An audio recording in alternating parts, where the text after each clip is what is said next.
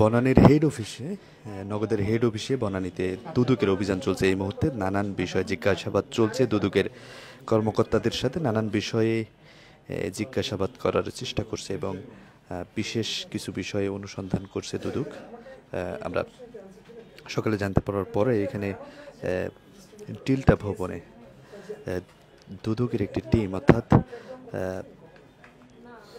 নগদের যে head office সেখানে দুদকের একটি টিম এসেছে এবং সরজমিনে তারা ভিজিট করছেন এবং নানান বিষয়ে নগদের ঊর্ধ্বতন কর্মকর্তার সাথে তারা কথা বলার চেষ্টা করছেন, নানান বিষয়ে জিজ্ঞাসাবাদ করার চেষ্টা করছেন। অনেক বিষয়ে অভিযোগের ভিত্তিতে তারা এই দুদক আজ নগদে অভিযান করছে। দর্শক, সরাসরি দেখাচ্ছি কালবেলার ফেসবুক পেজ থেকে। আমি রয়েছি মাহিন। দর্শক, দেখতে পাচ্ছেন দুদকের বেশ কিছু কর্মকর্তা এখানে রয়েছেন, তারা আসলে জিজ্ঞাসাবাদ করার চেষ্টা করছেন। আমরা সরাসরি আপনাদেরকে সে জিজ্ঞাসাবাদগুলো আপনাদেরকে সরাসরি শোনাতে চাই।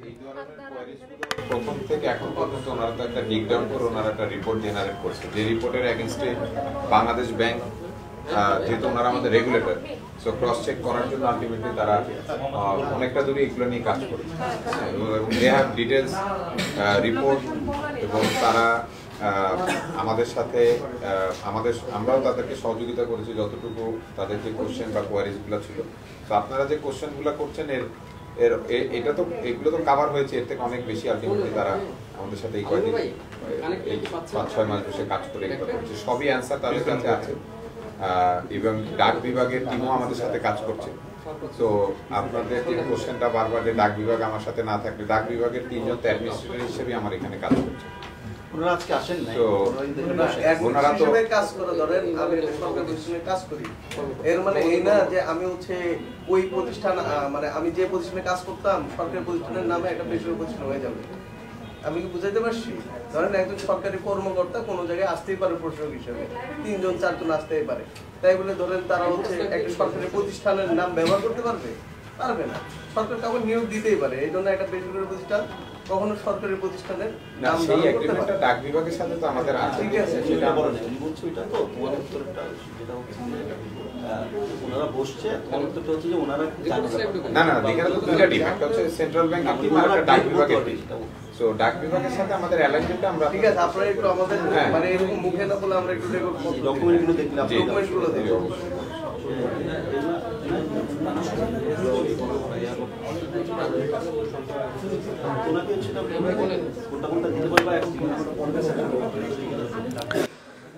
দর্শক, দুদকের পক্ষ থেকে বলা হচ্ছে যে আসলে ডাক বিভাগের যে ডিজিটাল লেনদেন বলা হতো, দুদক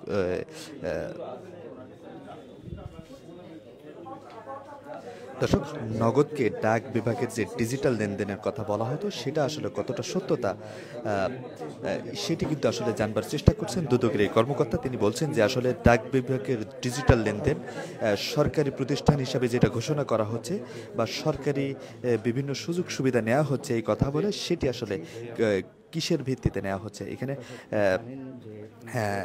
নগদের বেশ কিছু কর্মকর্তা রয়েছেন, তারা বলছেন যে আসলে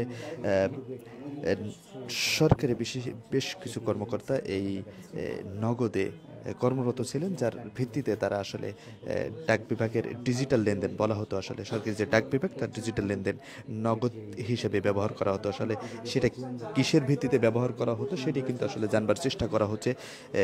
দুদক কর্মকর্তা সেটা জানতে চেয়েছেন, সে বিষয়ে কিন্তু বলছেন, কিন্তু সেটির কিন্তু সদুত্তর আসলে দিতে পারেননি। বলা হচ্ছে যে আসলে সরকারি যে ডাক বিভাগ সেটি আসলে নগদকে কেন ব্যবহার করা হলো বা নগদকে কেন সরকারিকরণ কিভাবে করা হলো সে বিষয়ে কিন্তু জানবার চেষ্টা করছে দুদকের কর্মকর্তারা।